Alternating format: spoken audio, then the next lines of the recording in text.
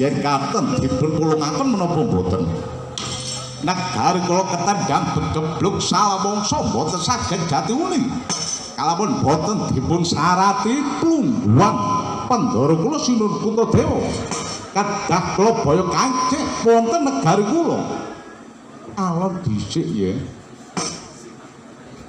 sak tekan murene kok dadak njaluk plungguan ngamarta apa ora luput anggonmu paring dawuh Patih Brojo Wasesra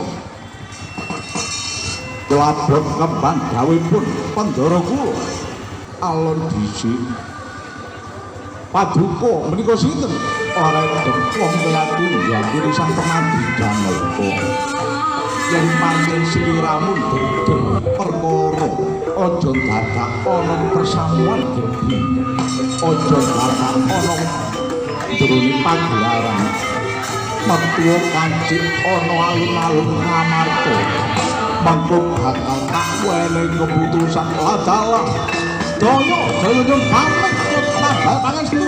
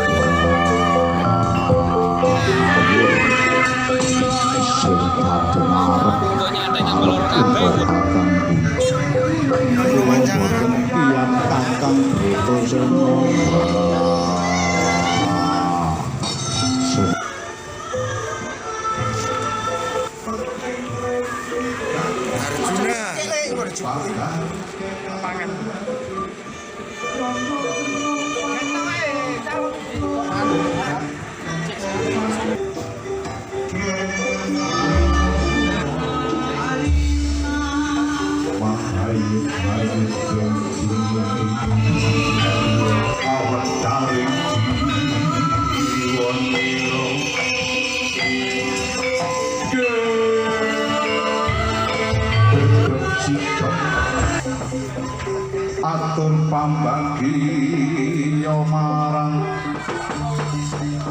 Prawyasa Sadana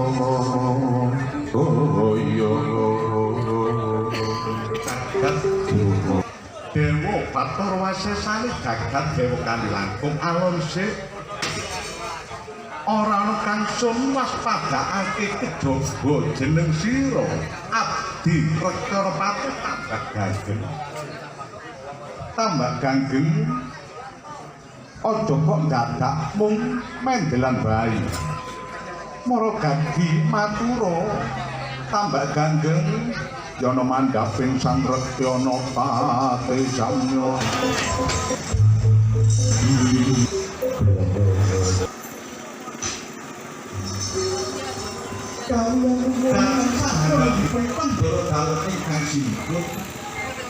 Sungguh kong diaku dusimun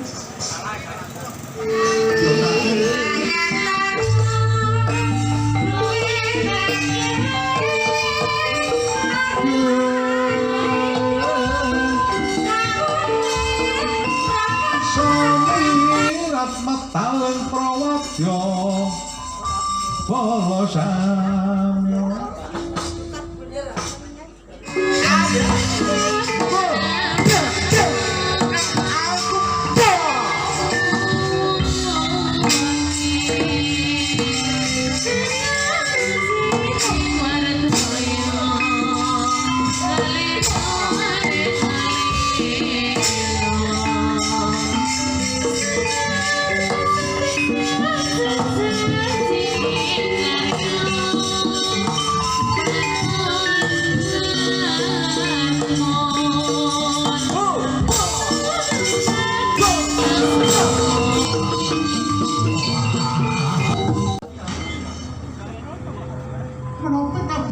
penggalih. Oh nggih. Paduka niku mendel danten kersa maring dawuh. Tambah ganggen kasinggat dawuh dusinuwun. Menapa lepat anggen kula marak wonten pagelaran Ngamarta? Aja kliru tampa.